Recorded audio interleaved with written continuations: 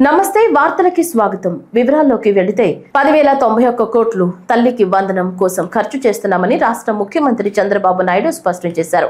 గుంటూరు జిల్లా ఉండవల్లిలోని క్యాంపు కార్యాలయంలో ఆయన మీడియాతో మాట్లాడుతూ గత ప్రభుత్వానికి ఇప్పటికీ 3,405 కోట్ల వ్యత్యాసం ఉందని పేర్కొన్నారు.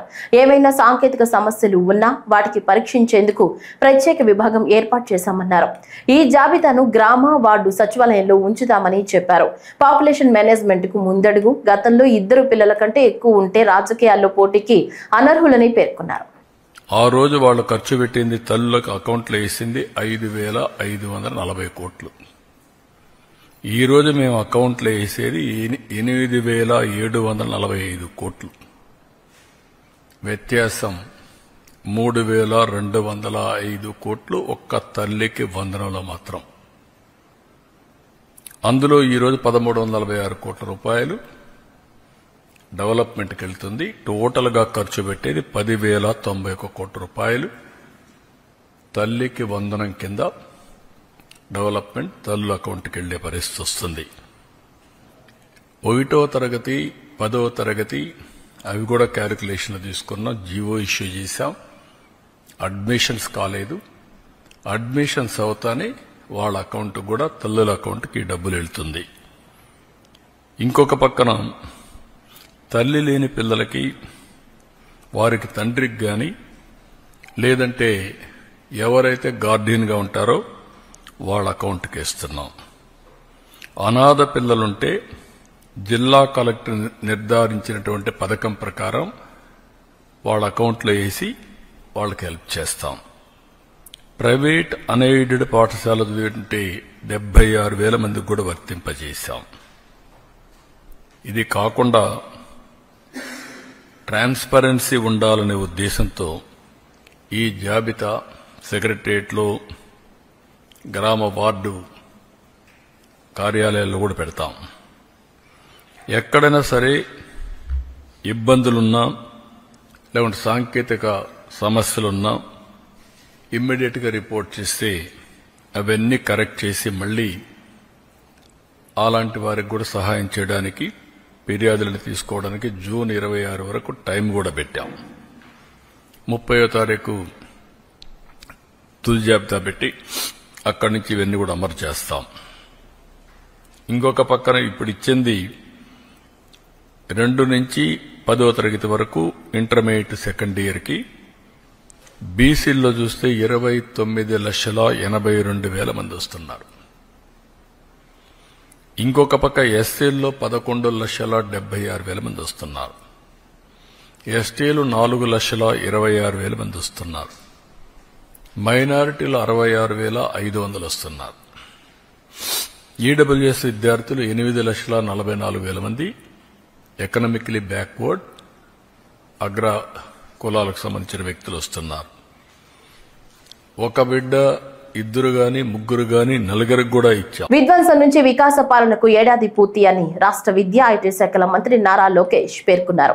గుంటూరు జిల్లా ఉండవల్లిలోని ముఖ్యమంత్రి క్యాంపు కార్యాలయంలో ఆయన మీడియాతో మాట్లాడుతూ మెగా డిఎస్సి 16,000 పోస్టులు మంజూరు, దీన్ని ఆపాలని 24 కేసులు ప్రతిపక్షం వేసిందని తెలిపారు.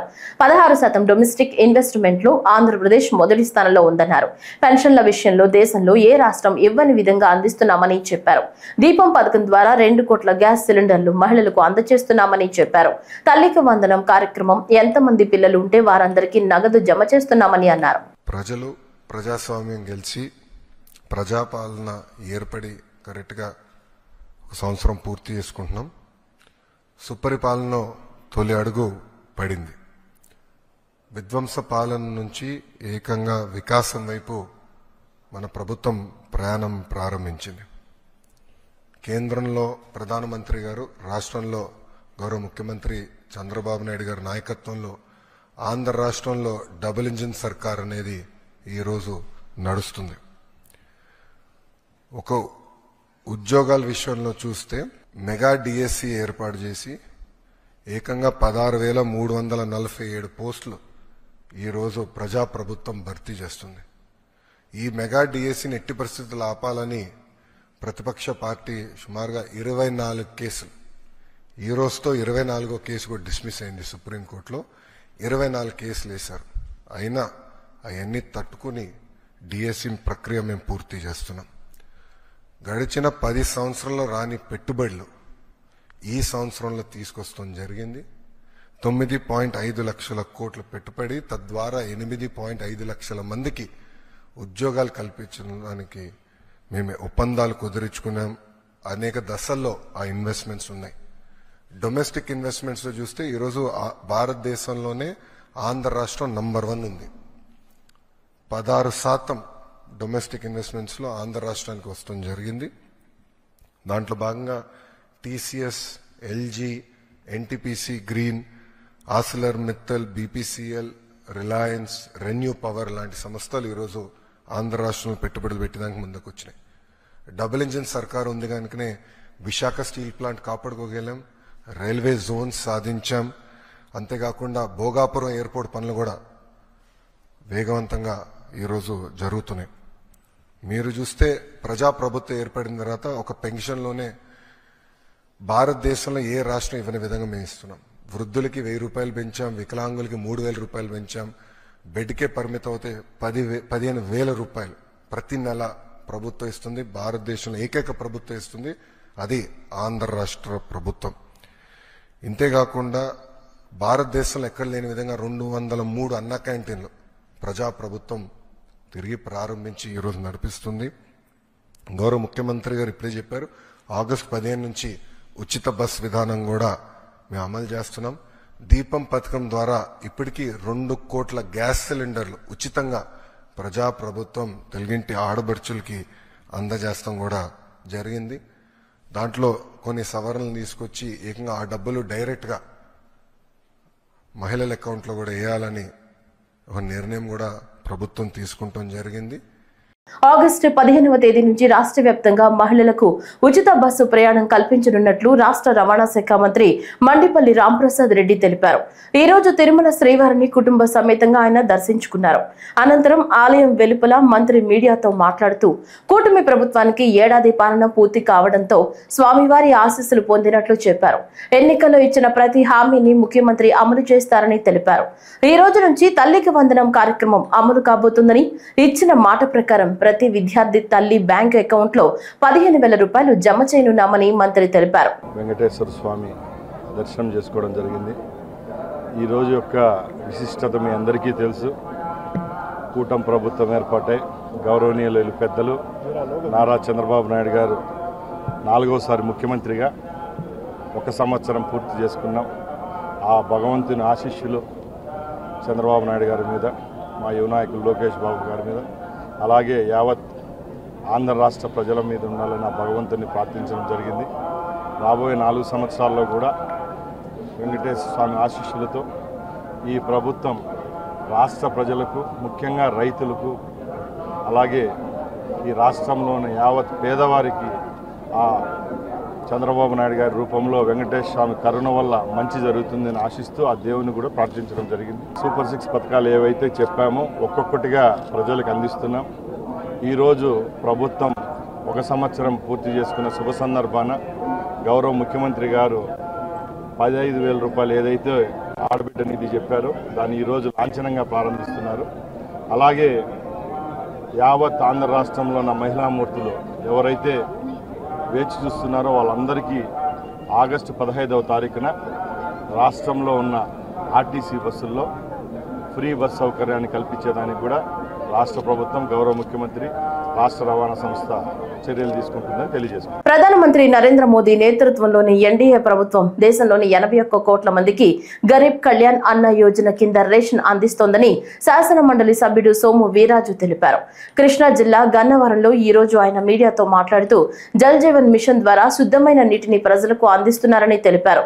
స్వచ్ఛ భారత్ కింద గడిచిన 11 ఏళ్ల కాలంలో 12 కోట్ల శౌచాలయాలు నిర్మించారని తెలిపారు. 81 కోట్ల మందికి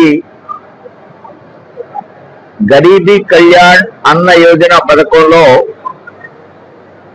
మనం దేశవ్యాప్తంగా ఈ బియ్యం ఇస్తున్నాం. బియ్యం ఇవ్వడానికి, గోధుమలు ఇవ్వడానికి ప్రధానమైన కారణం రైతుని రక్షించాలి, పేదవాడిని రక్షించాలి.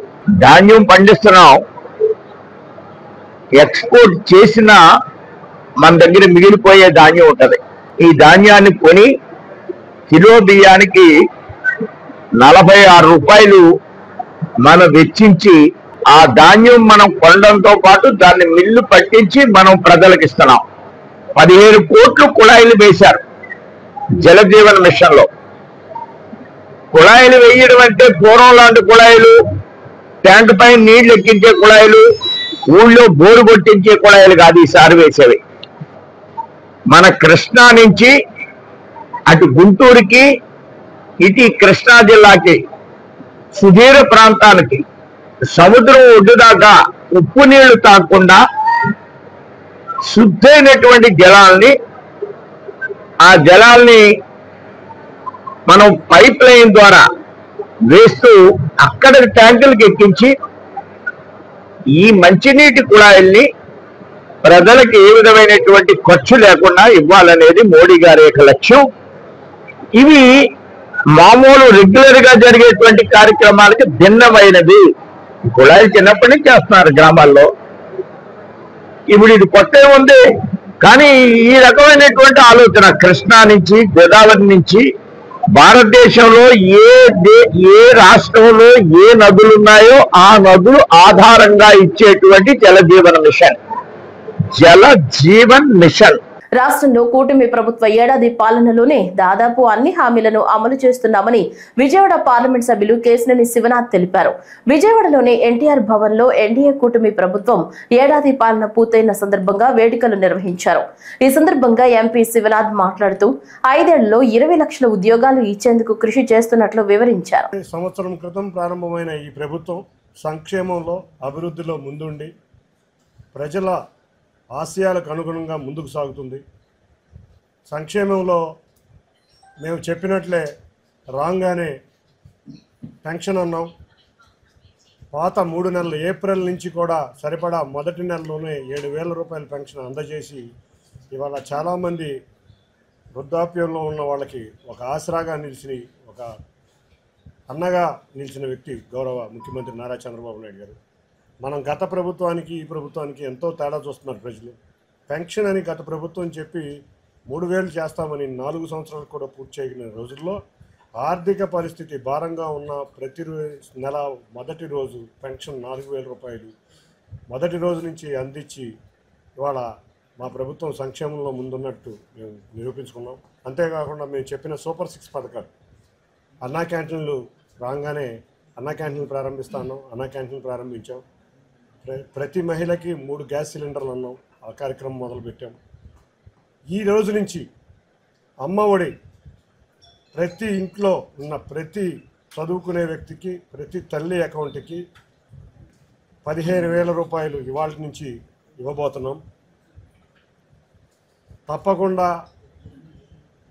ఇవాళ అంతేకాకుండా ఈ నెలలోనే రైతు భరోసా కింద అమౌంట్ ఇవ్వబోతున్నాం.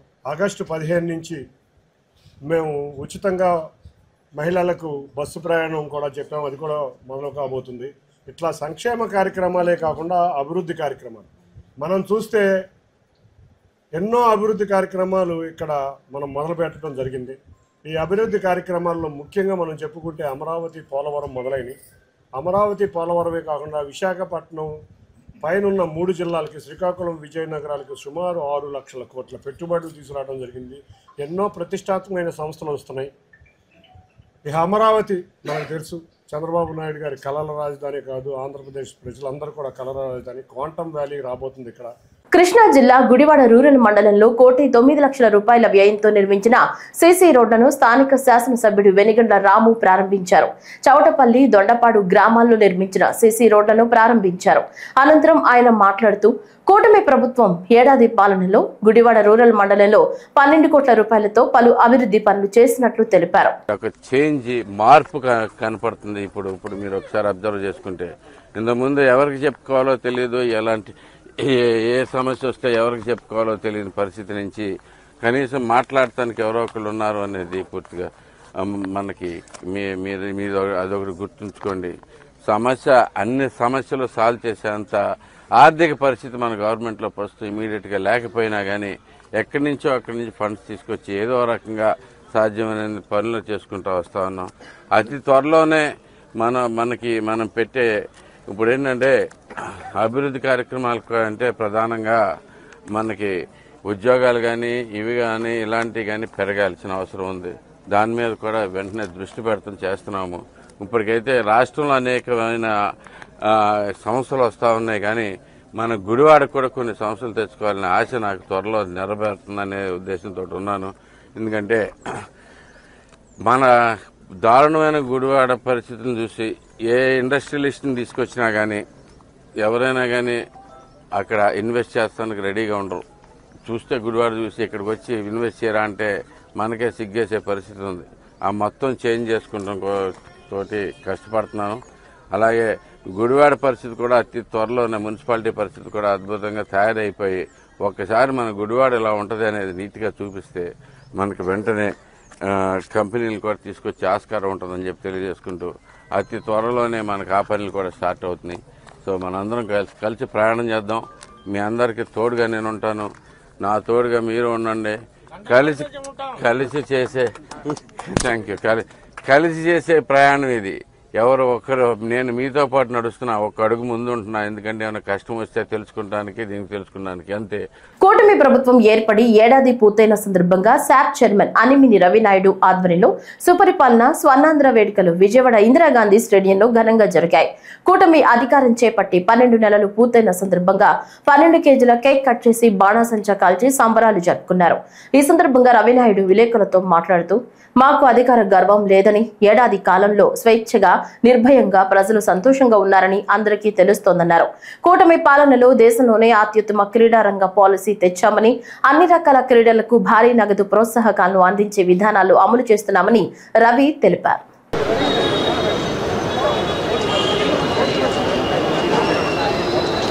ఫోటోగ్రాఫర్లు అలా అవుతారు.